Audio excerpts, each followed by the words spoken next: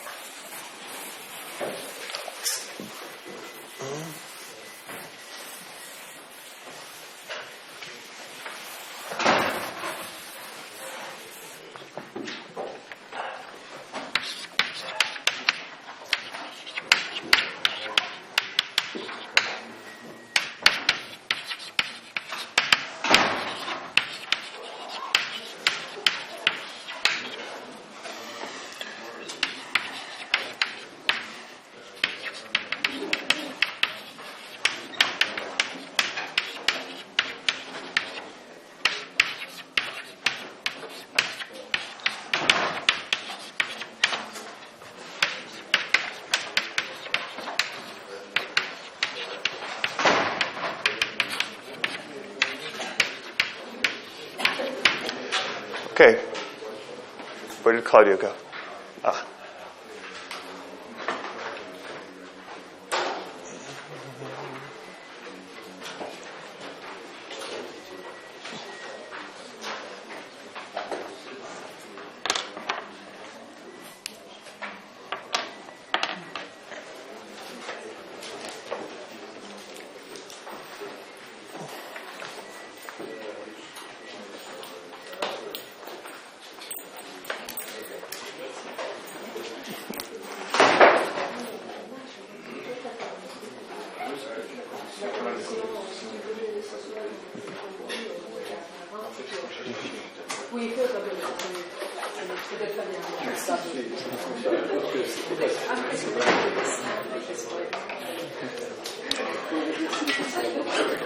Let's see. Okay.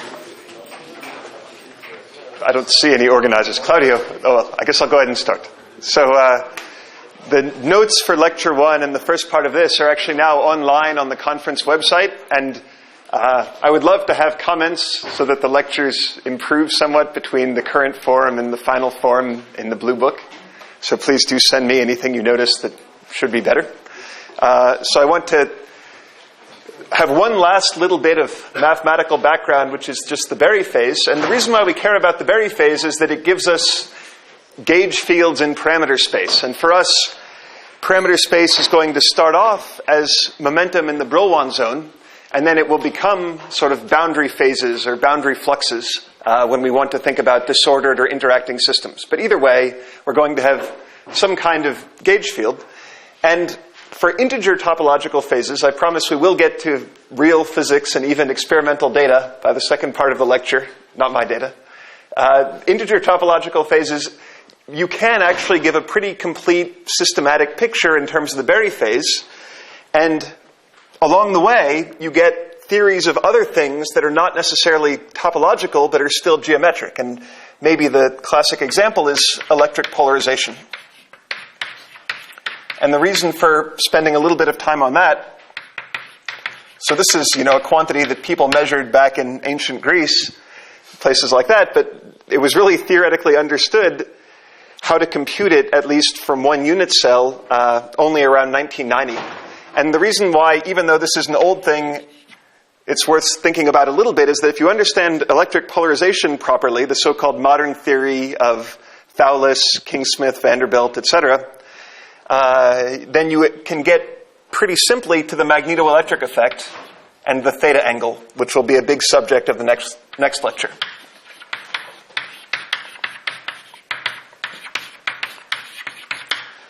Okay, so let me do one quick calculation, and I'm going to do it just a little bit differently from how Leonid did it. So I'm going to be a tiny bit lazy in one respect and work a little harder on something else. So the respect in which I'm going to be lazy is, I'll assume that you learned the adiabatic theorem in undergrad quantum. So you do believe me if I say that if I've got a non-degenerate state that remains non-degenerate as I change the Hamiltonian, then if I change the Hamiltonian slowly, there are no transitions out of that state. So what possibly interesting thing could happen? Well, what we want to show is that, let's say I've gone from T initial to T final. What we want to show is that the final state I can write as the following. Two parts. One is the part that you would guess just from remembering how states evolve in quantum mechanics, which is, we could call it the energetic part.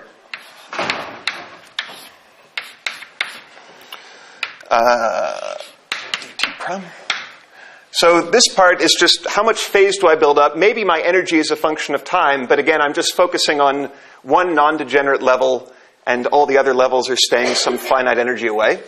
And then the interesting part is the second part, e to the I gamma.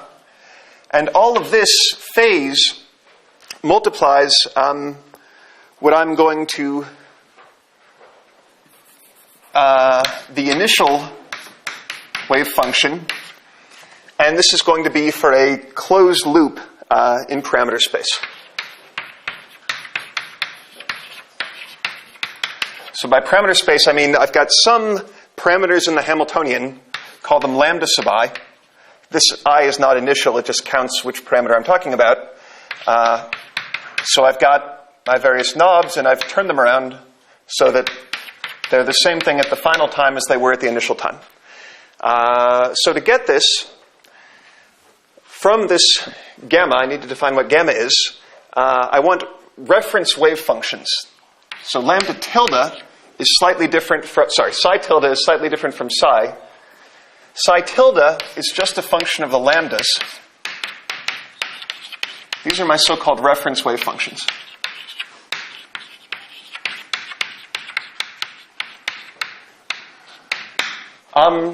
So what I mean by that is, let's say that before I do my time evolution, I figured out, okay, these are my possible parameters. I've diagonalized the Hamiltonian at each value of parameters. I've figured out which is the state that's evolving adiabatically from my initial state, and I've chosen my phase to define this wave function, and that's basically arbitrary, except I want it to vary smoothly. So the assumption, which we should think about at the end, because it's actually not true in the most interesting cases, is that there is a smooth choice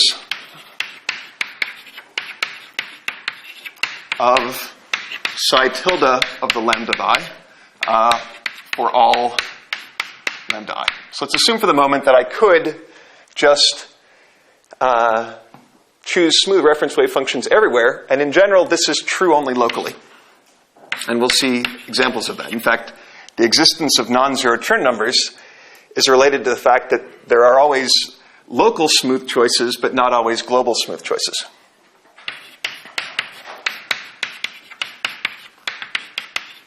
And that's true if there's some non-trivial topology. Yes? What do you mean by reference wave function? I guess what I mean is this is not the wave function as a function of time. So the key point is that by the time I get to lambda of t, so the parameters will have some values at t. This is equal to some phase, which is really what I want to compute, times the reference wave function at the lambdas at that time. So maybe a way to put it is, suppose I had my spin in a magnetic field. That would be, the Hamiltonian is minus n hat dot s.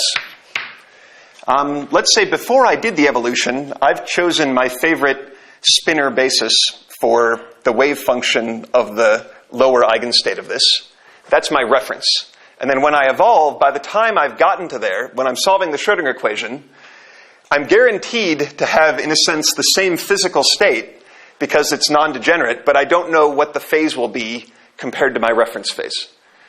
So in our simple case of one non-degenerate state, the only difference between the actual state and the reference state as a phase, it would be a little bit more complicated. If we had a degenerate set, which is what we will be thinking about for non-abelian Berry phases, like in topological insulators, then this would just be somehow expanded on the basis. If the basis is just one state, then the expansion is just a phase by normalization. So did that make sense? Okay. So the reference wave functions are something I kind of fix ahead of time, and there's certainly a choice in that. So I should check at the end of the day that all the physics doesn't depend on how I chose the phases of my reference wave functions. So this gamma, the Berry phase, is now the integral over the path of the following object defined from the reference wave functions.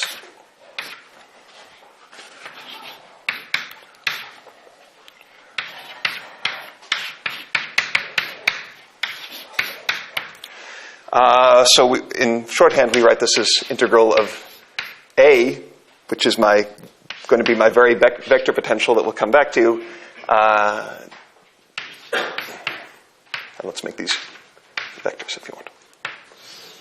And now this is a closed loop in parameter space. Okay, so I should show later on that this is indeed like a vector potential. It has a form of gauge invariance and all that. But for now, let's say this is some quantity that I'm claiming is the phase I build up when I do this evolution. So looking at this statement, this whole thing is e to the I theta. So in other words, theta, the total phase I've built up, I'm claiming has an energetic part and a Berry phase part. And once we've set up all this notation, it's pretty simple to show that. Just maybe 2 lines.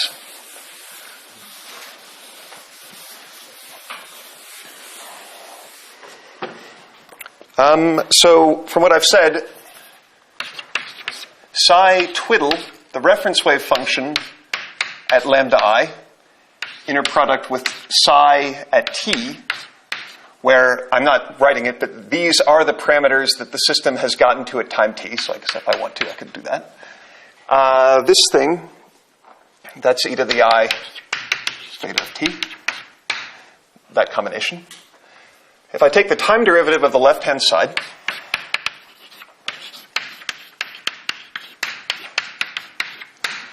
okay, well, time acts in slightly different ways on the right-hand side. So we know from the Schrödinger equation, the Schrödinger equation applies to my wave function as a function of time.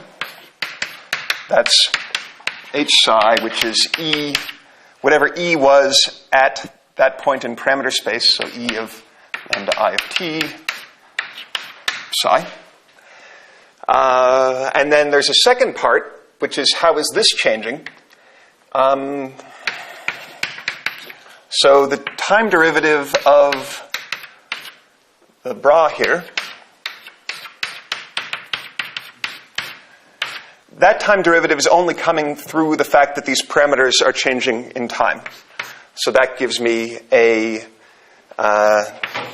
d lambda I dt dot partial lambda I of the ket. Okay, so combining these two, I get a pretty simple expression.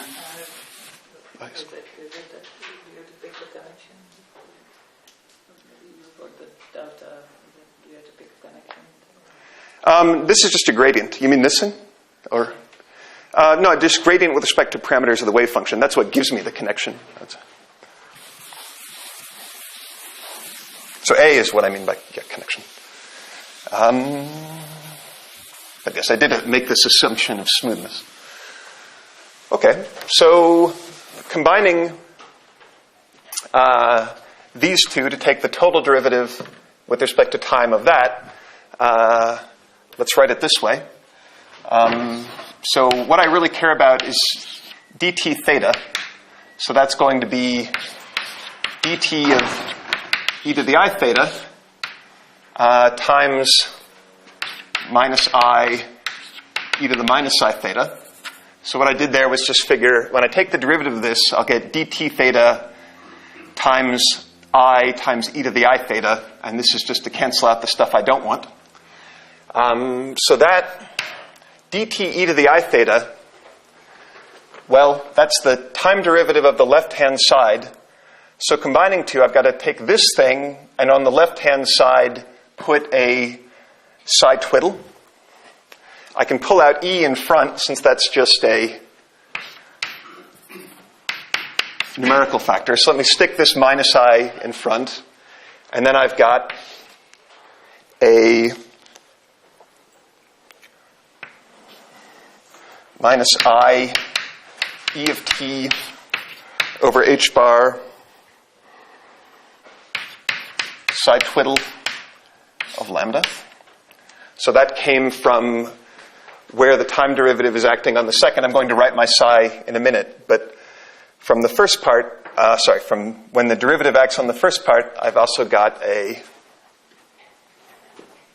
plus d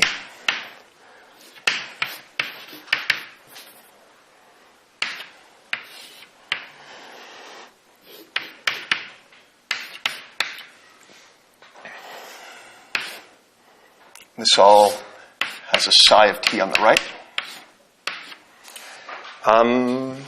So that came from the time derivative of e to the I theta. I've already pulled out the minus I. So the last thing I've got is e to the minus I theta.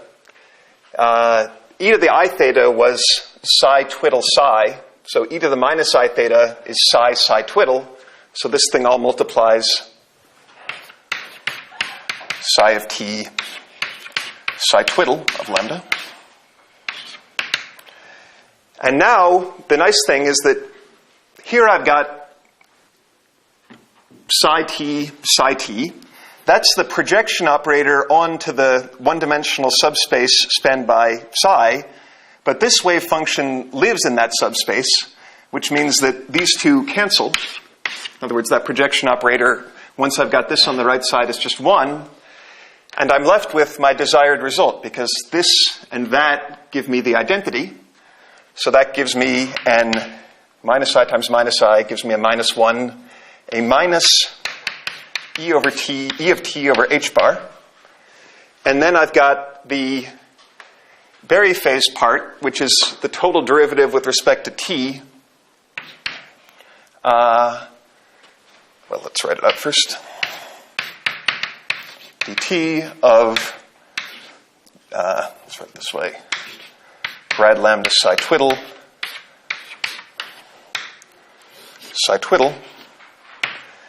And note that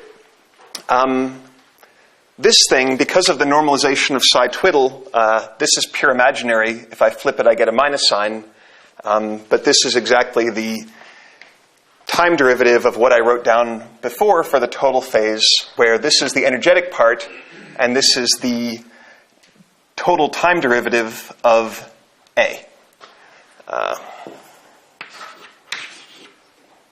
So then, integrating for phi of t, I get the integral of minus I e of t over h bar dt plus gamma, the Berry phase.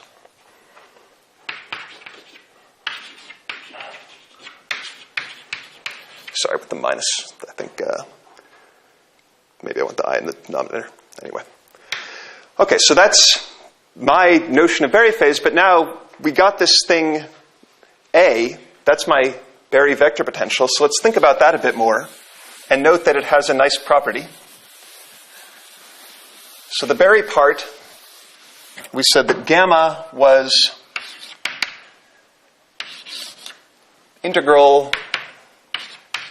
psi twiddle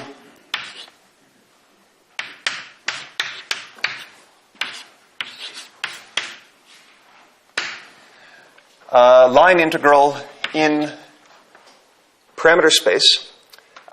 So let's do a little experiment to say, well, suppose that we'd chosen a slightly different set of reference wave functions. How would this change? So suppose now psi twiddle is some e to the I. If I want to make a U1 phase change, I've got some scalar function of parameter space, let's say. So I've got two reference wave function choices that differ by this U1. Let's plug that in. Then what I'll get is almost what I had before. So let's just think about A.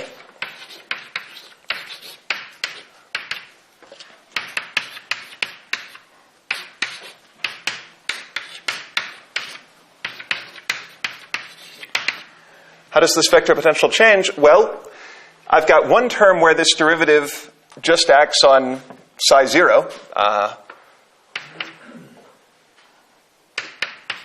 So I've got e to the I chi psi 0, grad lambda, e to the I chi psi 0. I'm going to have two terms, one where this derivative acts just on psi 0, which is going to be easy because this e to the I chi will cancel out the e to the minus I chi I get from this once I put it in the middle. So I'll get what I had before, but I'll get a new term. The new term is coming from when the gradient acts on the phase factor. So if I make that change, then A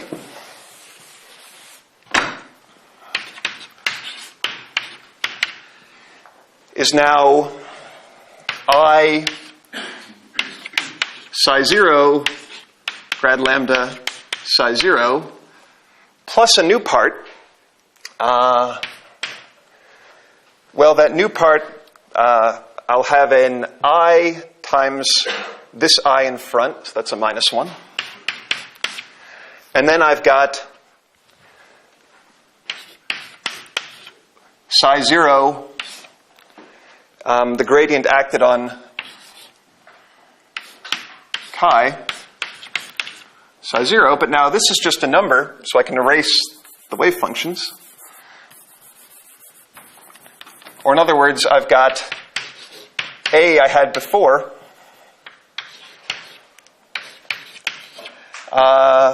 minus the gradient of the phase, and this should look familiar. This is exactly the same U1 gauge transformation you've seen before in electrodynamics.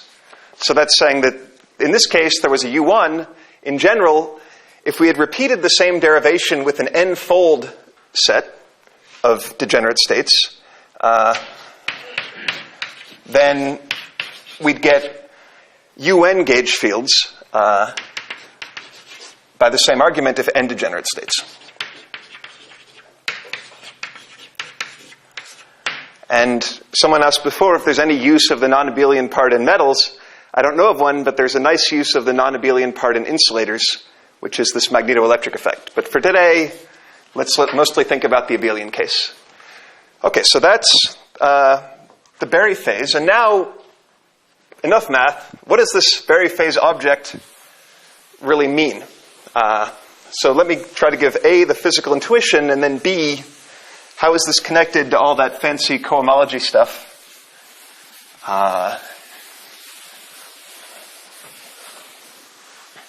So physical intuition 1 is kind of in general.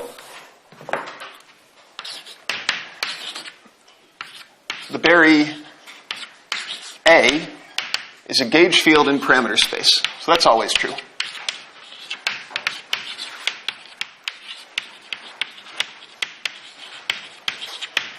And number 2, okay, let's get a bit more specific. So far, this has just been about a general parameter space. What if we were thinking about electrons in the Brillouin zone? For the case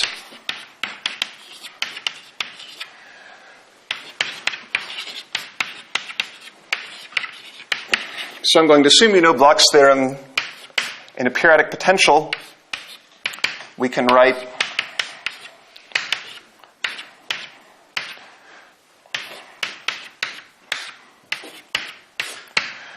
my wave functions as a product of a plane wave and a part that has the real space periodicity of the unit cell. If I define my Berry vector potential in K space from the U's,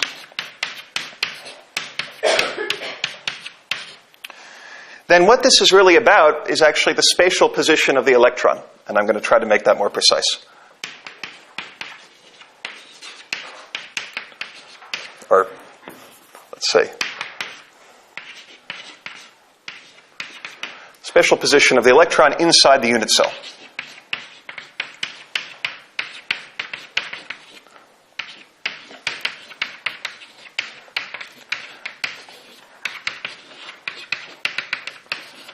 So note that as a trivial case, if I just had one atom in the unit cell in a tight binding model, the Berry phase is automatically 0. To get a non-trivial Berry phase, in particular a non-trivial F, or a Berry connection that is not gaugeable to 0, I need to have the wave function evolve non-trivially, not just a phase that is, but actually change as a function of the momentum. And that can't happen if I've always just got a one-dimensional Hilbert space. So already we're making some assumption that our crystal is a tiny bit non-trivial. It's got at least 2 orbitals in the unit cell. And if that's true, then here's why maybe people should have realized a long time ago that there had to be this anomalous velocity term in the semi-classical equations that Leonid wrote down. So let me give you a picture for why there is that term, and then to get back to more topological and precise stuff, I'll tell you about electrical polarization. Okay, so the semi-classical equations of motion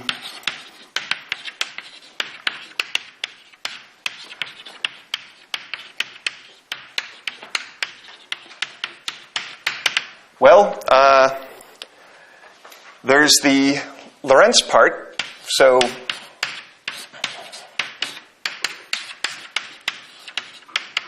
that is, there's an electric part and a magnetic part in how the crystal momentum evolves in time. And then there is one term here that's in Ashcroft and Mermin, and one term that isn't. And it might be, on some level, the most important thing left out of Ashcroft and Mermin. I don't know. So there's one part, which is the group velocity. We know that when we put an electron in the crystal, the energy-momentum relation is modified, and that modifies the velocity. But you probably know from studying waves and all that, this would be true even if there was no structure inside the unit cell. This is just a general property of waves. So the second part, well, the way it's often written is something like K dot cross F, where F is curl of A.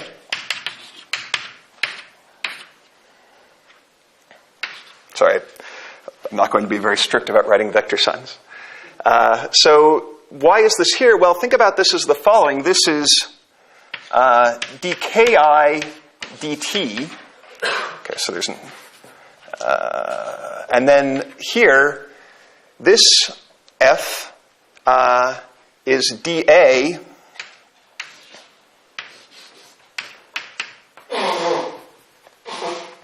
how to put this? J dki.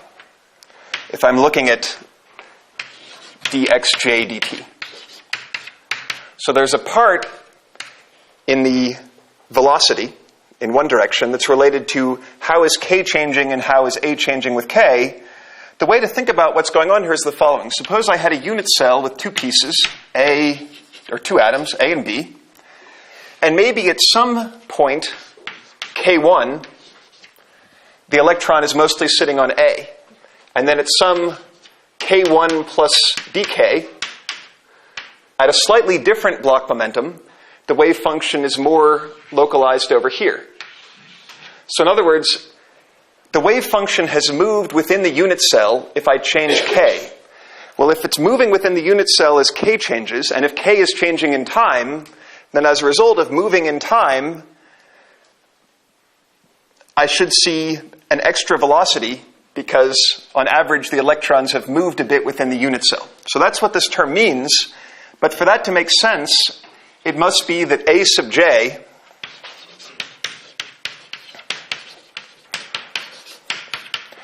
has something to do with position in the j direction.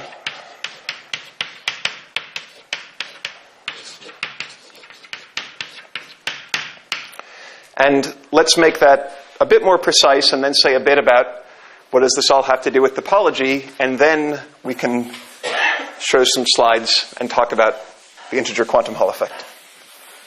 So to make that precise, let me give you a formula and then tell you how it's derived. I won't go through the details. But I think if you were going to ignore the history and do things in maybe logical order, this would have been the first thing to be discovered, because it's kind of the simplest. So we know from electromagnetism that we should be careful about things that are observable shouldn't depend on the gauge. So what are observable things?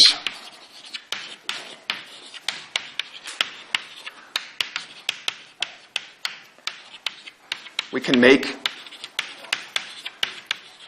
from A. Well, historically, the first was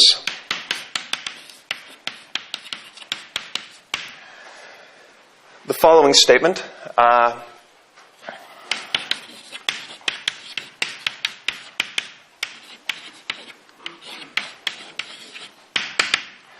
And that's the following. And this is TK and N. So TK and N were doing Berry phases at about the same time as Berry. They just didn't know they were called Berry phases.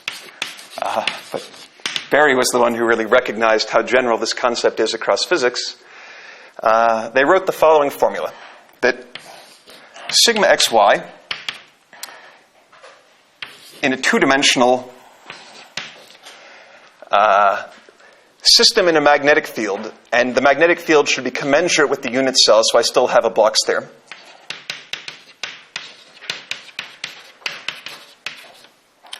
Then there's an E squared over H, and then this multiplies, let me write it this way, sum over I, n sub I, where n of sub I are the Chern numbers, and I'm only going to sum over occupied bands.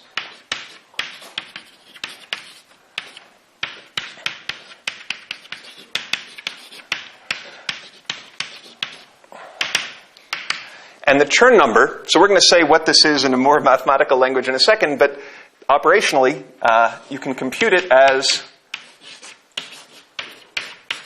the integral over the two-dimensional Brillouin zone, which is a two-dimensional torus of the curl of A, or F. So in a two-dimensional system, there's just one non-trivial component of F. You can think of it as Fz. So dxay minus dyax, and I believe that the way things are normally normalized, there's a 1 over 2 pi there. And this is specifically the Berry curvature derived from the Bloch wave function in band I. So they derived this by writing down the Kubo formula and doing a lot of massaging, but it kind of obscures this fact that Thouless was maybe the first to realize a couple of years later that the Berry phase really is about where the electron is sitting, and there's an even more fundamental or simpler formula than this one, but you have to think a bit because it's not as obvious that it's really quantized. So this is something we'll come back to in a second, but this is a topological invariant. It's an integer. It's the Chern number of each band. If I bring two bands together so that they touch, then their Chern numbers add, so there is kind of a group notion.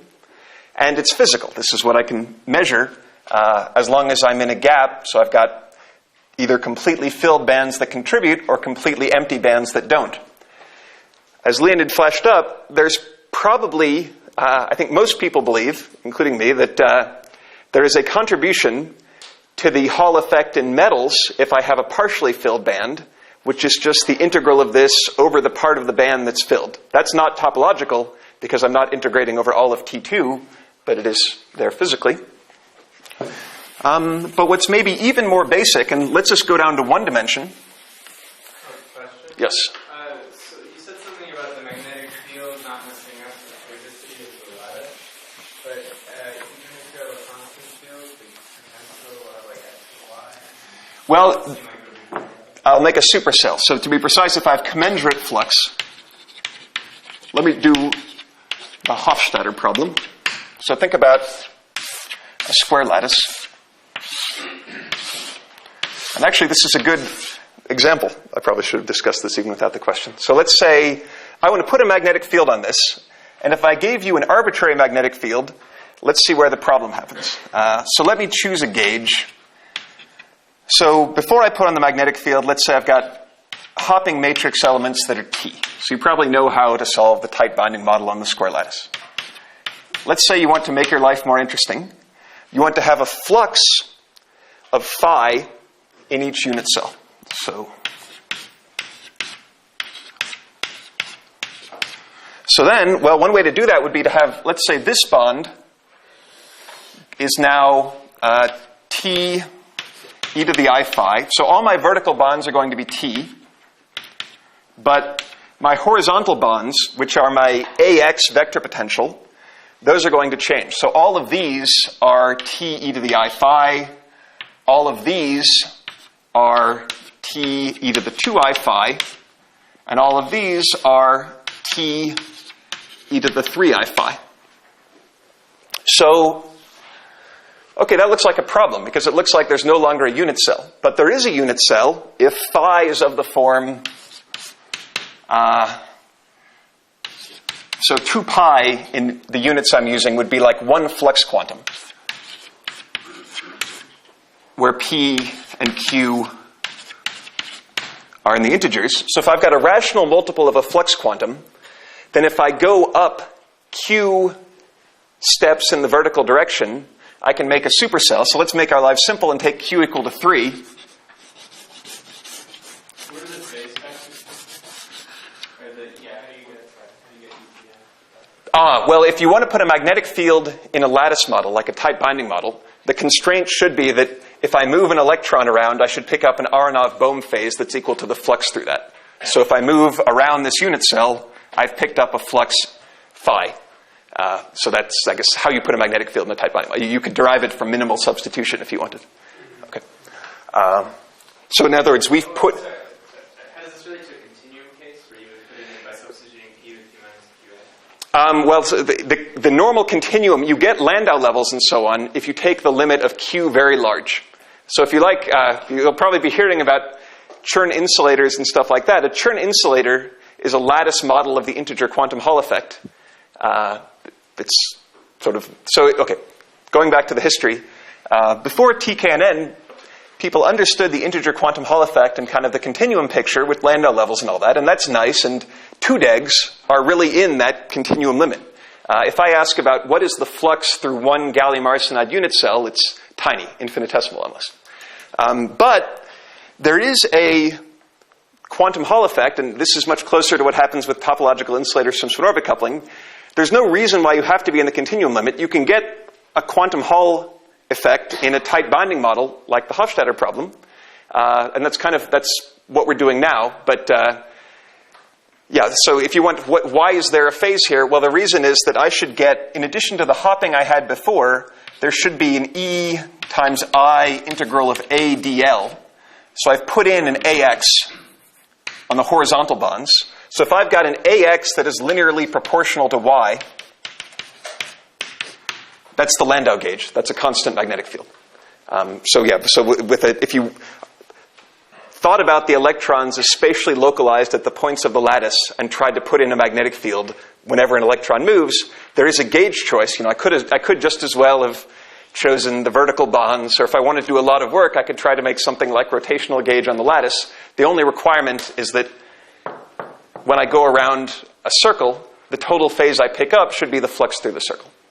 And now, the reason for requiring periodicity, or a rational multiple of the flux quantum, is that if I do that, I can then define a larger unit cell, because if phi was 2 pi over 3, then by the time I get up to here, this is equal to t again if phi was 2 pi over 3.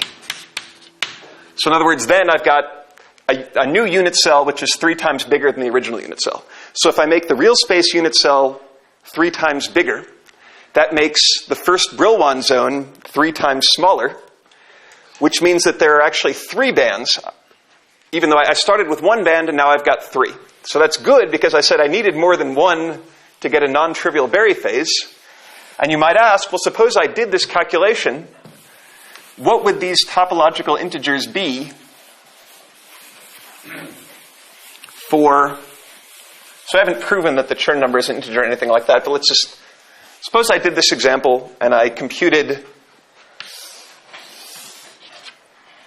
well, let me draw the band structure first, and let me draw a cut along one direction because the full E of kx, ky is beyond my ability to draw.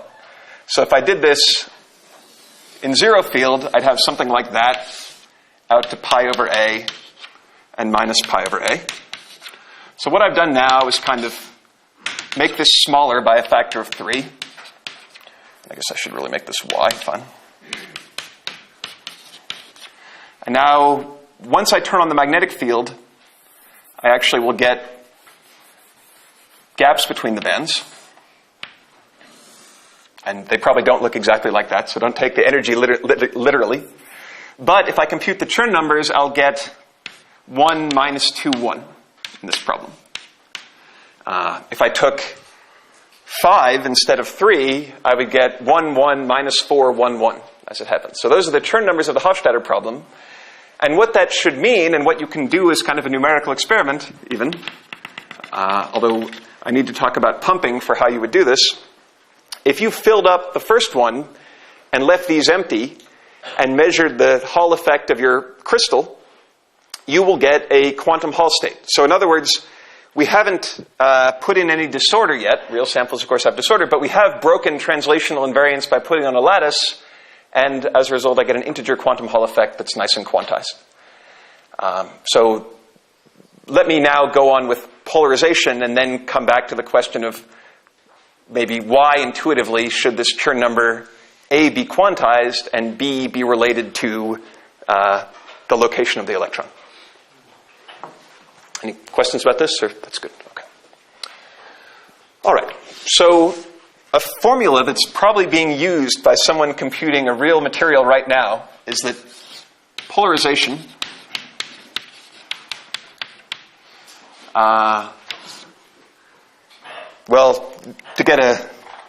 normally you'd think to get a non-zero value, I should break inversion symmetry.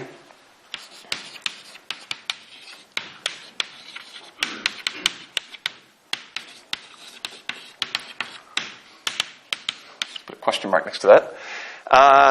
If I gave you one unit cell, so if I gave you a big chunk of material, you'd measure polarization by looking at the surface and saying how much charge density is there per area. If I gave you a unit cell, if people did not realize, it's kind of amazing until 1990, how, if you're given a unit cell in the block states, how do you compute the polarization? And the answer is surprisingly simple. So let's take, suppose for simplicity we had 2 bands. Let's say we've got UC conduction, empty, and UV valence full. So 1D insulator with 2 bands, to keep life simple. Then let me write down a Berry phase formula for the polarization and tell you how it's derived, and I promise that in the notes I will derive it. So the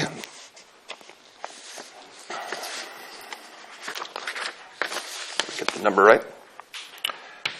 Polarization is charge times integral decay of the Berry vector potential from the occupied band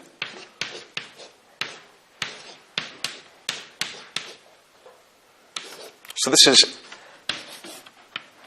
A, it's not F. And then again, there's a 1 over 2 pi.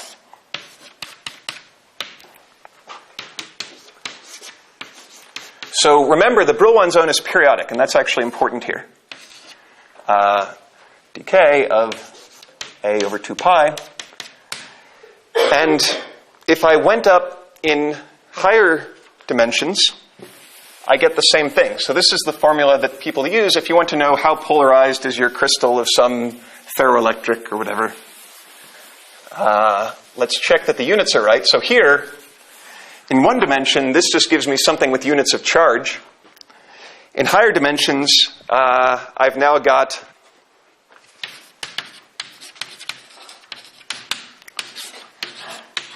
ddk, but I've still got A. There's some E times some number. So if I want to know the polarization in the I direction, I take the vector potential in that direction. So now this has extra factors of K. So for example, in 3D, d equal to 3, this has units of charge per area, which are actually the right units of polarization once you remember that the polarization is either dipole moment per volume or surface charge per area. So, okay, well, we should check. From what I've just told you before, you should be very nervous anytime you see a physical quantity that's not in terms of F, but is in terms of A. And the reason for why I mentioned polarization is there are really at least two fundamental kinds of objects that appear in the type of topological phase I'm talking about now. So forget about the fractional quantum Hall effect for the moment. There's a type which is like the Chern number. It's an integral of a gauge invariant quantity. And those are tied actually to even dimensions. And then there are objects that appear in odd dimensions, which were only understood. So the idea of the Chern form, the even dimensional objects were understood by Chern in kind of the late 40s. The odd dimensional objects are in general called Chern-Simons forms. And those were only understood in the 70s. But this is actually this is the Chern-Simons form in 1D. It's almost kind of trivial. Let's check one physical property about it to see if it makes sense, which is what happens under a gauge transformation. Because this is really to illustrate the difference between the sort of odd dimensional quantities and even dimensional quantities that we'll see later on.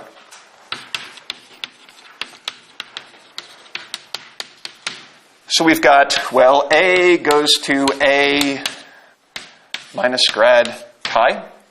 Let's stick in one dimension, so everything's easy. Well, that's a gradient with respect to k. We know that for my gauge transformation to make sense,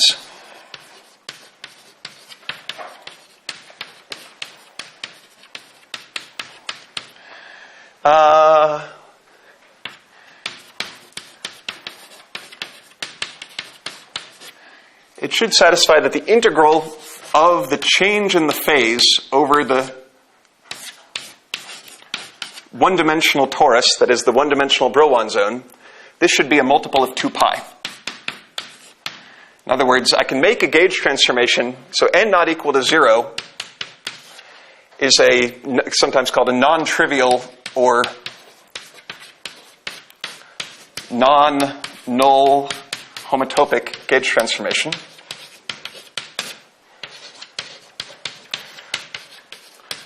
Because basically, so our gauge transformations are a phase, but that phase has wound as I went around the Brillouin zone one time. So I'm allowed to do that. What happens to the polarization? Well, then the polarization, our 1D polarization, goes to what it was before, minus NE.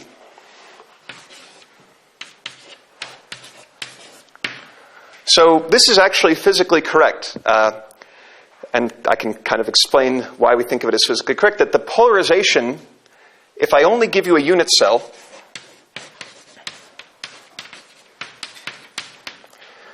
from the unit cell is only defined up to addition or subtraction by an integer. We think of the fractional part as meaningful.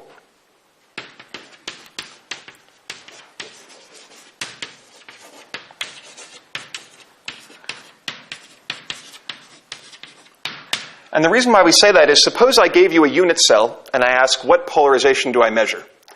Well, if I really do a polarization experiment, I go to the surface and I measure the surface charge. And I'm free to add extra electrons. If I want to maintain the periodicity of the system, I should add an integer number of electrons per unit cell. Let me ignore the possibility of fractional particles, but we'll have to come back to that when we talk about fractional TIs and maybe the last lecture. So we interpret this as meaning that polarization, like what would we do to see this? Well, indeed, there is an ambiguity of polarization.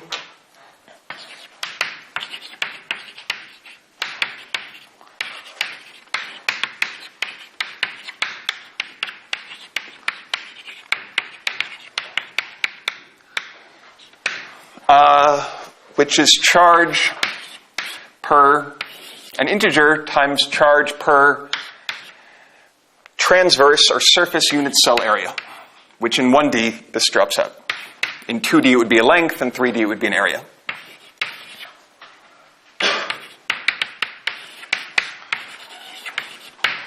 So a general statement is that the odd dimensional, and as I said, polarization, this is the correct formula for polarization in 1D, 2D, or 3D. It starts being meaningful in 1D, so I'm going to think of it as a one-dimensional quantity. The odd dimensional quantities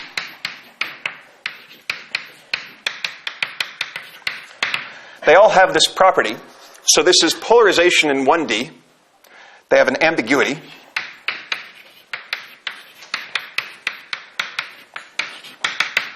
And this will be true of the magnetoelectric effect in 3D. That's the new quantity that appears in 3D. We'll see probably next time. In 5D, there'd be another one, I guess. I'm going to focus on 1, 2, 3, 4, I think, for dimensions. So these they're not quantized, except if I add symmetry.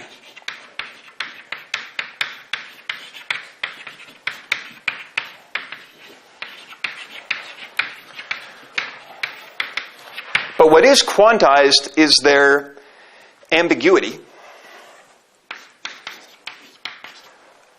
Or maybe a way to put it is they are only defined up to some quantum.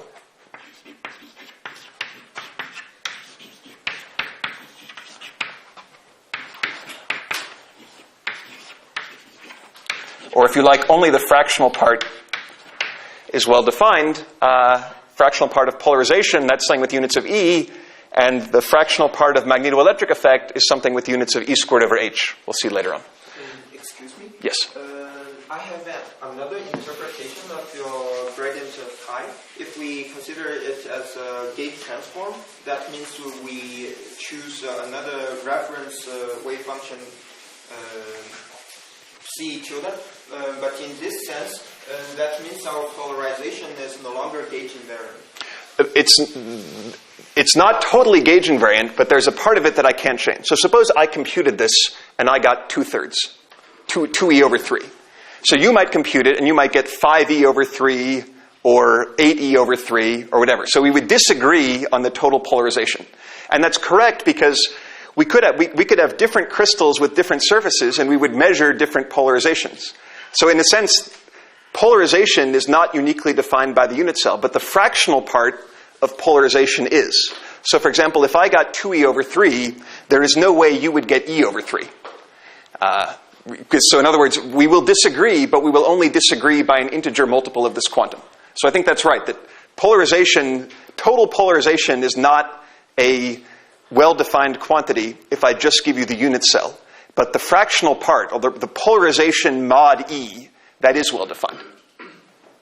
But in macroscopic things, polarization is unobservable. So in a sense, it should be well-defined. Well, it's only well-defined once I tell you tell you the surface. So if I just tell you the unit cell, that doesn't tell you how I terminate. And actually, these are good questions because exactly the same thing is going to happen with the magnetoelectric effect and the theta angle. So Chern number, the 2D quantities are different. Those are totally well-defined and fixed by one unit cell. These odd-dimensional quantities, which are, in a sense, harder, they give some information, but they don't totally determine the physical observable. So what I actually measure is a combination of the fractional part from the unit cell and then this integer ambiguity from how I terminated it. And the same thing will be true for magnetoelectric effect. So what are the different possible terminations in one dimension? Suppose I came along. Well, okay, so in 1D, it's like, let's say we had and I cut there, and I just leave it like that, and you cut there, and you add some electron. Maybe you've got a dangling bond or extra molecule that preserves if I'm in higher dimensions, I'd have to worry about preserving the periodicity in the vertical direction. In 1D, I don't. But the point is that you could add an electron there or 5 electrons here or whatever, just depending on, maybe you prepared it in a different gas or different bonding conditions or whatever. But the point is, I'm assuming that you can't add a fractional charge at the surface. Let's assume that I don't subdivide the electron, and then it's well-defined. Yeah. You mentioned the polarization and magnetoelectric effect, but is it the same thing for magnetization, for example? Not quite. Magnetization, so magnetoelectric effect is the derivative of magnetization with respect to electric field, or derivative of polarization with respect to magnetic field. Just the magnetoelectric effect before I perturb the system. There is a nice theory of orbital magnetism. It does involve a Berry phase part, but it's not exactly like either one of these. That's actually kind of another possibility. So to be precise, there are two gauge invariant contributions to the orbital magnetization. But I think it's not... So these two... I'm going to show you in a second how these do get quantized by symmetry. As far as I know, orbital magnetization doesn't give you a topological quantized thing in the same way, so I wasn't planning to discuss it. But it is something that has a Berry phase part, but it isn't quite like either one of these. And for one thing, it's kind of intrinsically a 2D quantity. Okay, so it's not really the... Well, we would think at the magnetic field and electric field as a symmetric point of view, so we have polarization and magnetization, but it's not the same derivation to get the two. That's right. It is quite different. Orbital magnetization, there's a nice theory worked out along similar lines, but it doesn't wind up being as topological somehow. Let's see, so why is that? I mean, I guess, okay, so by the time I get to 2 dimensions, for example, okay, so I think that relationship, in 3 plus 1D, there's much more symmetry between electric and magnetic fields than there is in lower dimensions. So in 2 dimensions, for example, there are 2 electric fields and 1 magnetic field. And in 1 dimension, there's 1 electric field and no magnetic field. So I think in 3D, there is kind of a duality between them, which shows up in this magnetoelectric effect, but not in lower dimensions. So orbital magnetization, for example, I know that starts to exist in 2D, and you can compute it, and there's a complicated formula for it, but I don't know that it's particularly topological. Find you. I don't understand something. It seems that the ambiguity in polarization is the number of electrons at the boundary. But from the definition you gave, I understood that this polarization is a bulk quantity defined for an infinite system. So if you don't have different boundary conditions, it should be well defined. I think not. I think that was kind of the general belief, and people kept trying. So before 1990, people had spent many years computing polarization, and the problem was they would get different answers for different definitions of the unit cell. Like if I drew the unit cell this way, it'd look like, okay, well, this is polarized to the right. Well, what if I drew the unit cell like that? So the truth, the belief now is that polarization, the total macroscopic polarization that I measure, is not uniquely determined by the unit cell. Only the fractional part is determined by the unit cell. So that took a long time to be understood, but now I think everyone agrees on it. At least they've started giving prizes for it. So by some test, people agree on it. Okay, so then finally, so polarization by itself is not quantized. I mean, all kinds of different inversion-breaking crystals have a polarization, but this ambiguity is a clue. Maybe the most non-trivial prediction of this is that with inversion symmetry,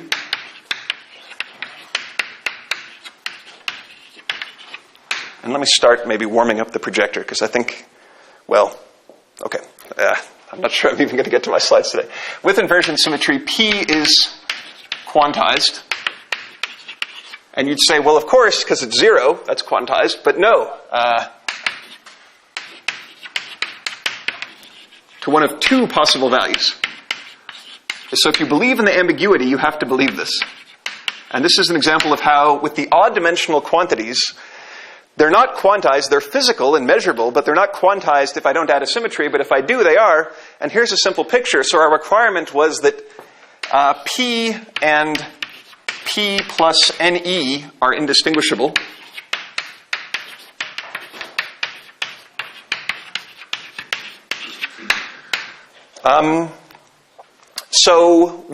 One option would be if I've got 0, E, 2E,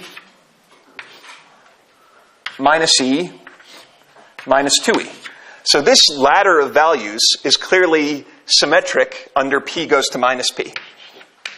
So in other words, what I want to ask about is what are the non-trivial fractional, or what are the fractional polarizations that are allowed if I have inversion symmetry, which means that P and minus P should be the same thing.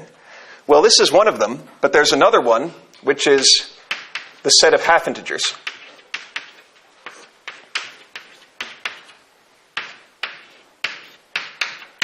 Because this set is also invariant under P goes to minus P. So in the same way, when we talk about the magnetoelectric effect, there are two kinds of time reversal symmetric insulators. There are trivial insulators, which are kind of like this, and there are topological insulators, which in the right language have fractional part of 1/2. The set of half integers and the set of integers are the two allowed cases. I'm just mentioning this as a remark for the future.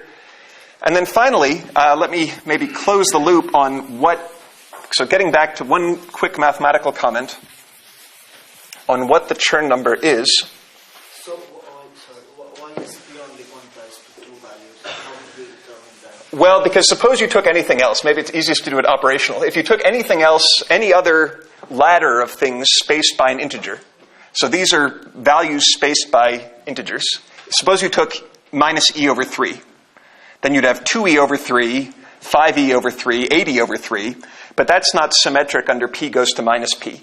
So my assumption was that, and this is right, inversion symmetry flips spatial directions. So P is a spatial vector.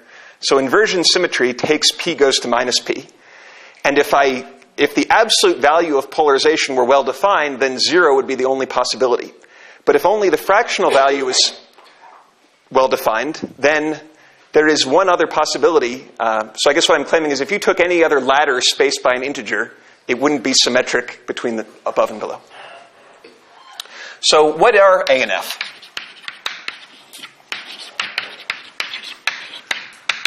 Okay, so F is let's maybe focus on F.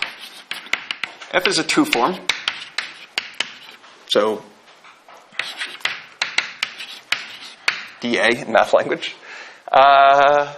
So the cases that are interesting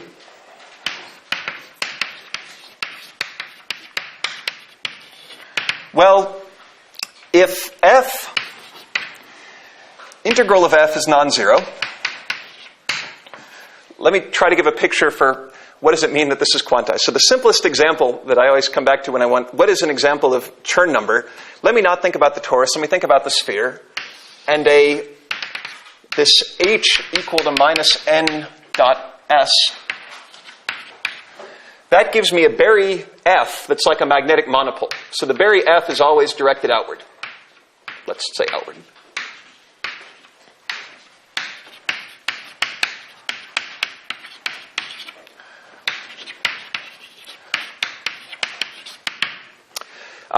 So this is a two form, and the interesting case, which you probably know from hearing about magnetic monopoles and Dirac strings and all that, is that if I have this case where F is all outward, then I can certainly find a local patch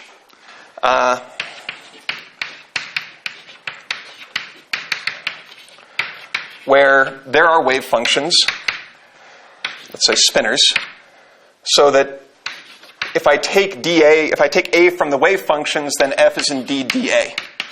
So F is locally exact. In other words, locally, it is the derivative of a one form.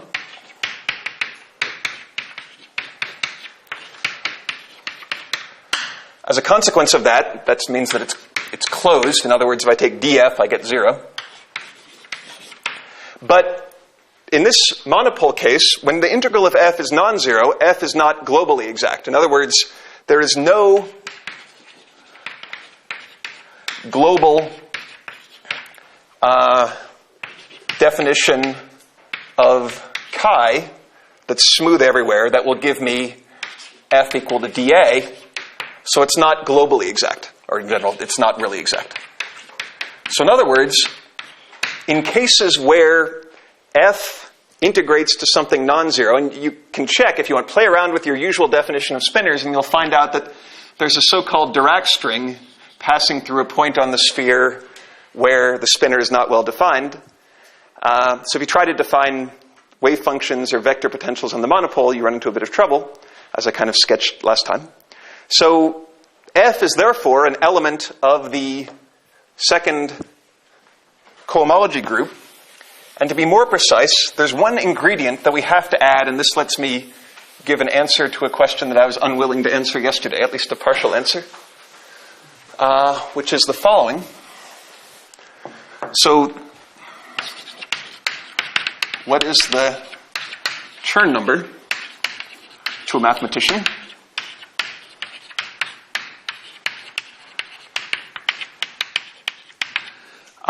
Well, it's the integral of f. F is, in this case, the first Chern form. An element, since it's a 2 form, it's an element of H2, which is the second cohomology class, of my manifold, in this case, the sphere, let's say in general M. And there's one subtlety, which is the following. When I was just thinking about differential forms and not about having them come from normalized wave functions, so what I talked about last time was just differential forms. And then it's natural to think about cohomology with real coefficients. Here we have an additional constraint, which is that, in a sense, the differential forms we were talking about before were not quantized. I could multiply them by an arbitrary number, while where we get quantization, so for example, the Dirac string, the monopole flux is quantized because this is coming from normalized wave functions. That's why I only get integers for the Chern number. If I were allowed to divide my wave functions by 2 or 3 or something, then clearly I would get non-integer values of f.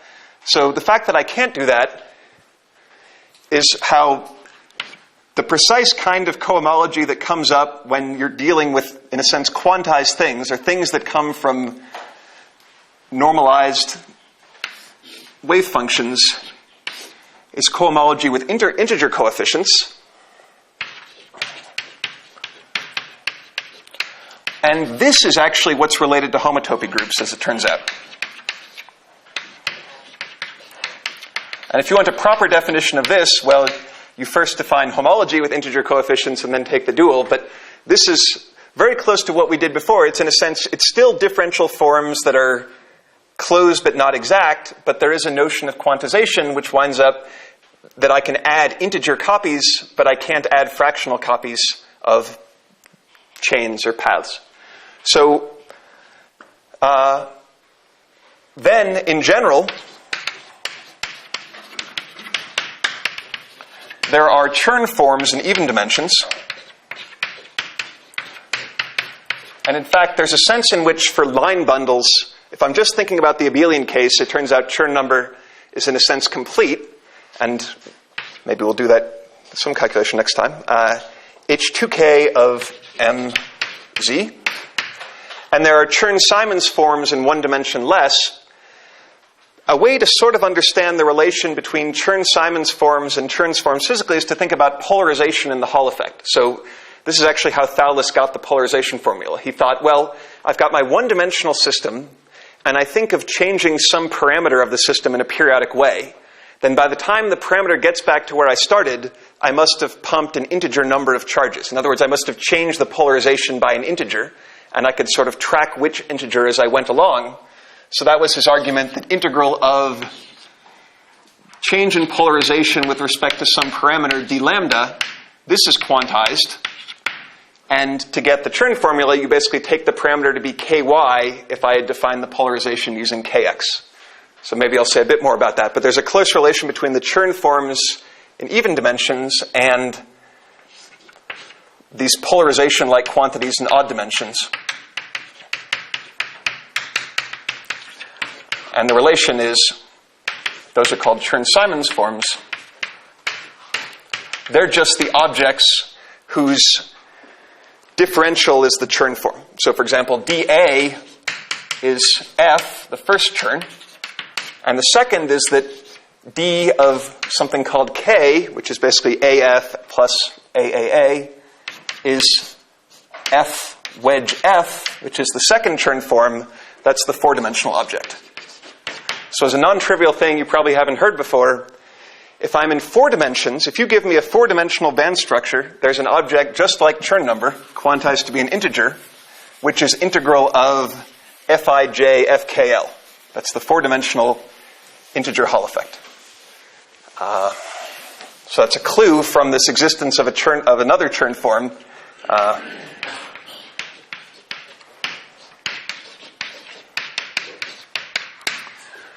Okay, so I think that is enough math for now. Let's take a little break and you can relax and look at some pretty pictures. If I can get the projector going for 15 minutes. So questions while I set this up would be nice. Yeah, so I have a question. So for these Chern-Simons forms, you've been emphasizing the odd dimension, but thinking about polarization, odd and even dimensions don't seem different from each other. Basically, the dimension where it starts to be well-defined is odd. Once it's defined in one dimension, I can always use it in higher dimensions. It basically, I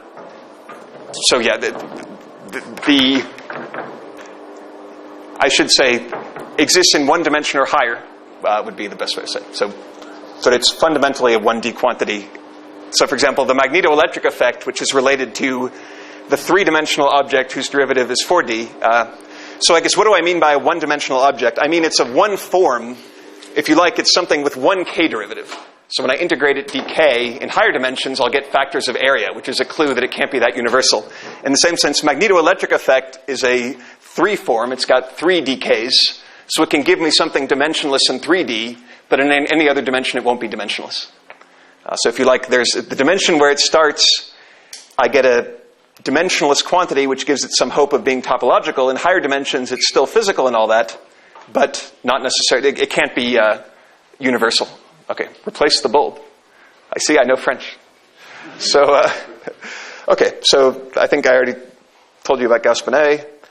So let me just quickly flash through and summarize the things we said. So we've got a vector potential living in parameter space, in case my handwriting wasn't clear enough.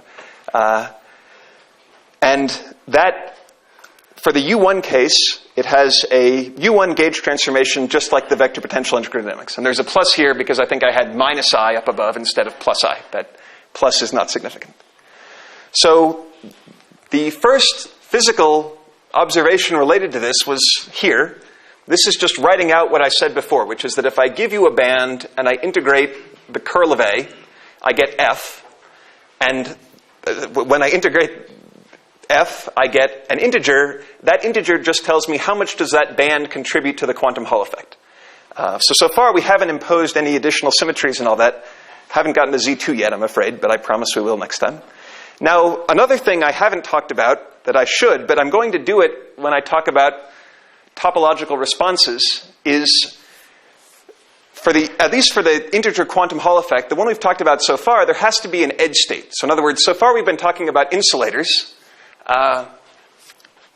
There's an argument of Laughlin that I would like to go through when I have a bit more time, saying that what distinguishes the quantum Hall state from an ordinary insulator is really, there's a so-called anomaly. There have to be gapless degrees of freedom. And to be precise, there have to be chiral degrees of freedom such that the number of right movers minus the number of left movers is an integer, which tells me which quantum Hall state I'm in. In the simplest case, I don't have any left movers, say. I've only got right movers. And the number of right movers is just determined by the bulk quantum Hall. So this is saying something in the bulk where the system is gap is telling me about what happens at the gapless surface. So we ought to be able to justify that. And in fact, I might not, if I don't get to the Laughlin argument, that's okay, because what I really want to do is show how this is a property of Chern-Simons field theories, the same kind of field theory that Xiaogang wrote down.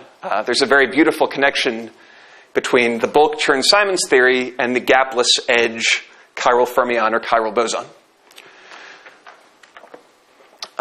So this is a more hand-wavy picture of why there's an edge, but you all are, future stars. You deserve better. So we'll do it a little bit better. Okay, so now what we're going to get to is the following idea. So let me sketch it. You might ask, well, you've probably learned about the integer quantum Hall effect in a way where all this topological invariant stuff was kind of hidden. The integer quantum Hall effect and Landau levels and all that, you can get, if you want to understand how would that show up in this formalism, if you take the Hofstadter model and let the flux get smaller and smaller, the energy levels get flatter and flatter and basically just become the Landau levels. So there is a sense in which each Landau level in the continuum has Chern number 1. That's why when I fill up that Landau level, I get an extra Hall quantum.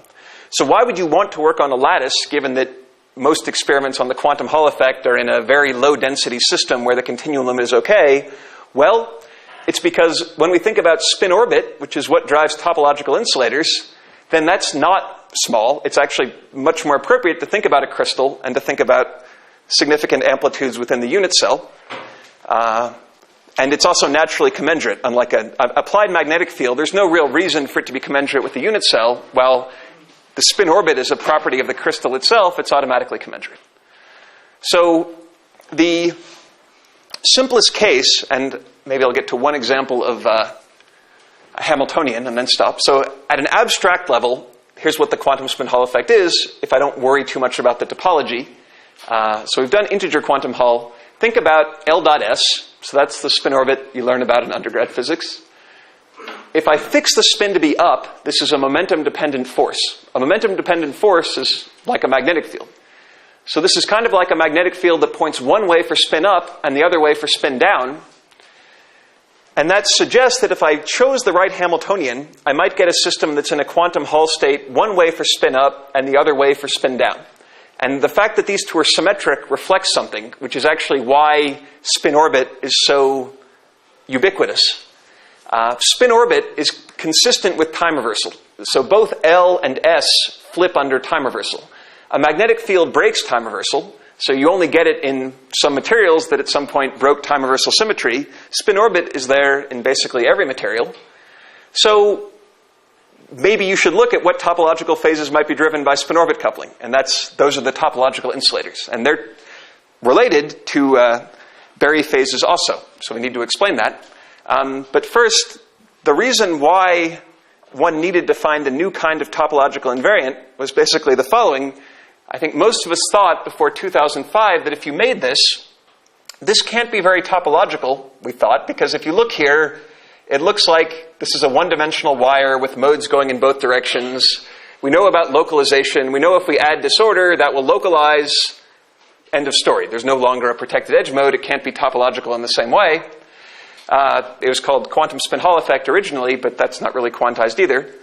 So even if you could make this, it looks so far just like two copies of the integer quantum Hall effect. Well, the problem, if you like, in more mathematical language, was that all the Chern numbers have to be 0 by time reversal invariance. That's kind of logical because sigma xy breaks time reversal. So if I have something that determines sigma xy and I know sigma xy is 0, then the topological something had better be 0 also. So we didn't know anything that could topologically protect this until some work of Kane and Mali around 2005, and that kind of kicked off a lot of new developments. What they showed is that there's another kind of topological invariant which is very similar in some ways. You can think of it as a parity, something that's odd or even, or a Z2 invariant. So we have to understand, why does time reversal, and specifically time reversal acting on fermions, give us Z2 topological invariant quantities? And what are the physical properties of those 2D topological insulators? So I will say a little bit more and then go back to the blackboard for the last 5 minutes to kind of make some topological statements. So let me show you just one Hamiltonian for a 2D topological insulator and then get back to a bit of math. So this was one of the two Kane and Mali papers from 2005, was the following idea, and it's pretty elegant. So I want to take a model where a little bit of spin-orbit coupling will put it in a topological phase. And a nice place to start is Dirac fermions, like graphene, because that's a semimetal, so it's very sensitive to perturbations. So let's take the honeycomb lattice, and one perturbation I could add, so this is just spin-independent hopping on the honeycomb lattice, this would give me Dirac nodes. This is basically graphene. If I went from graphene to boron nitride or something else, where the two atoms in the unit cell are different, let's say, just different on-site potentials, then I will open up a gap, and that's a very boring system that's an ordinary band insulator. So I want to try to find a different kind of insulator. And what they did was use some work of Haldane to start with. So the first term they wrote down, they basically added an SZ to an old model of Haldane, where Vij is the following. So this is second neighbor hopping, and Vij is related to the cross product of the two vectors that I hop along, where D1 and D2 are drawn, if you can see the small writing here, for example. So I've got second neighbor hopping terms with some phase in them. And this is basically kind of like a magnetic field. It breaks time reversal.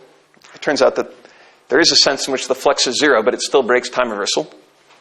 And if I didn't have this, if I had spinless fermions on the honeycomb lattice, and I added this term of Haldane's, he wrote that down as a simple model of a Chern insulator, a quantum Hall state on the lattice. Kane and Malik came along and said, well, I'm going to make two copies of that with SZ. So if they just wrote this down, it would be like what I did before, making two copies of the quantum Hall effect, and we wouldn't have cared very much. But then they said, well, I'm going to add a term that breaks SZ conservation. So if you like, this term is a bit artificial because SZ still commutes with the Hamiltonian. It's like I've got up electrons and down electrons, and they don't talk to each other. That's not the way real electrons work in solids. Spin is a vector. The components don't commute. So I should add something like this. And probably many people would have thought that if I add this, nothing is quantized anymore. But they showed that it is actually stable to adding this kind of spin-orbit coupling, so-called Rashba spin-orbit coupling. But it's stable because of this new Z2 kind of invariant. So that's where we'll pick up next time. So to make one last couple of mathematical statements, let me say, if I want to think about Chern number for many bands... yes. How important was it, the assumption that they made that this term, the lambda is of, preserves all the symmetries of the lattice? Like, if I had could I suggest a different term that respects time reversal and could lead to the transition of graphene to a topological phase, or is this a unique term? It's not too unique, and I can add a little bit of disorder. So I guess I'd put it this way. Suppose I add a large lambda S0.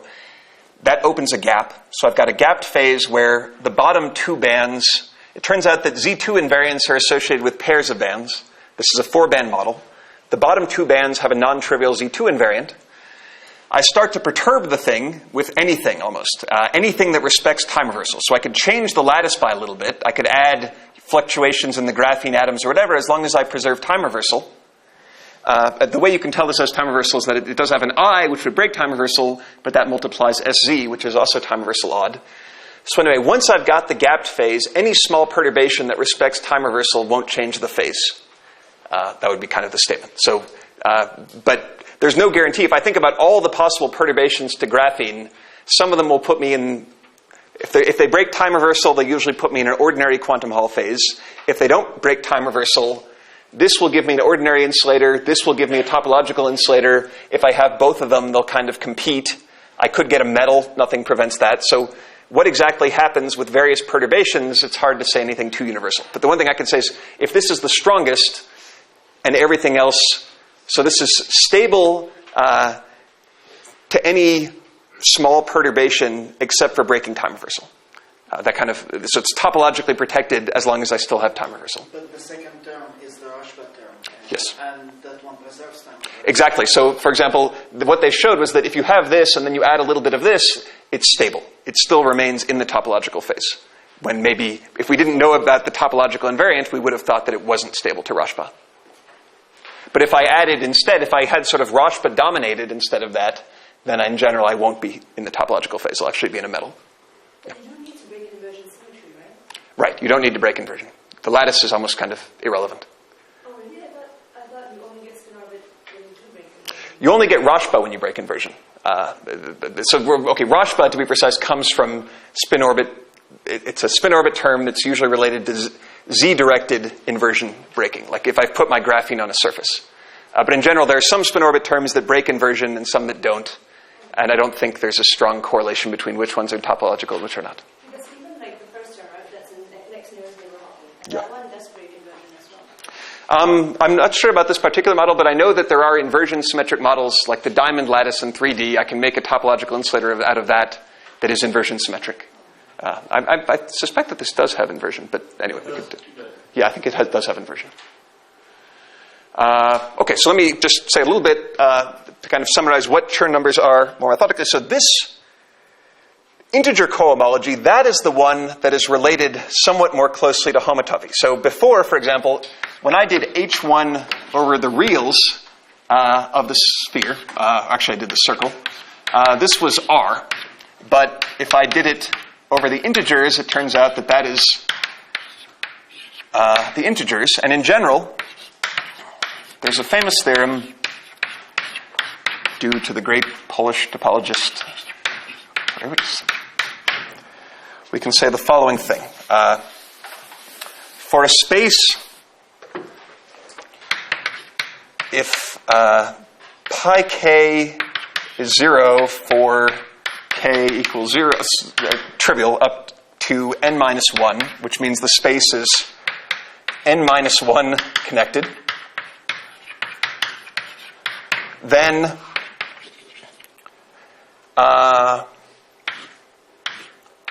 at least for some of the pi's, for sufficiently small pi, basically pi's up to n, so pi n, the previous ones we said are trivial, for pi n is equal to the, to be precise, the abelian part, but that only matters for n equal to 1. For n higher than 1, sorry, let me stay at the right. What I want to say is that the nth cohomology group over the integers is almost the same as the nth homotopy group, where almost the same means the same if n is greater than 1, and if n is equal to 1, if n is greater than 1, these are both abelian and they're both the same. If n is equal to 1, then this might be non-abelian, and this is the so-called abelianization. So it's the integer cohomology groups that can be specifically related to homotopy groups, and that's useful because what was shown by Avron, Seiler, and Simon in a nice...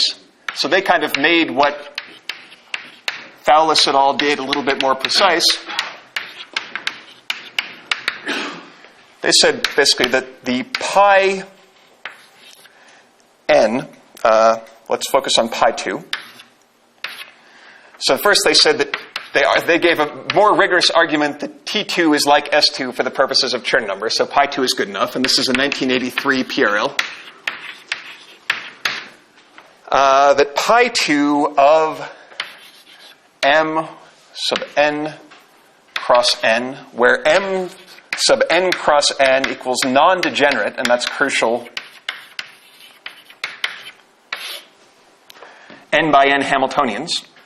So you could think of these as band structures. Two-dimensional band structures, once I've used their argument that pi 2 is enough. Two-dimensional band structures where bands don't touch.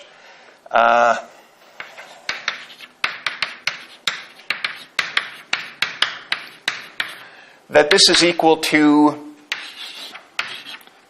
n minus 1 copies of the integers, which is basically the statement that every one of the n bands has a Chern number, and all the Chern numbers sum up to 0.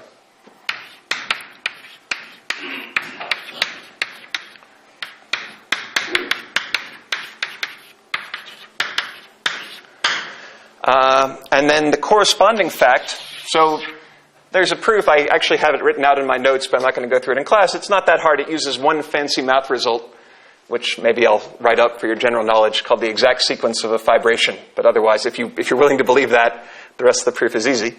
The corresponding statement for topological insulators, which is what we worked on, is if I have time reversal, then you can view it as if I've got, so now I've got two n bands.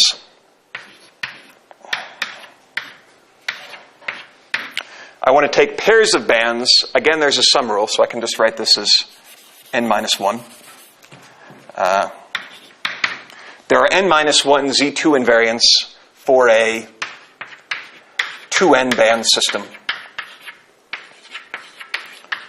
So to be precise, maybe we'll start with next time is explaining why time reversal of fermions forces bands to be degenerate at some points. It doesn't do that for bosons.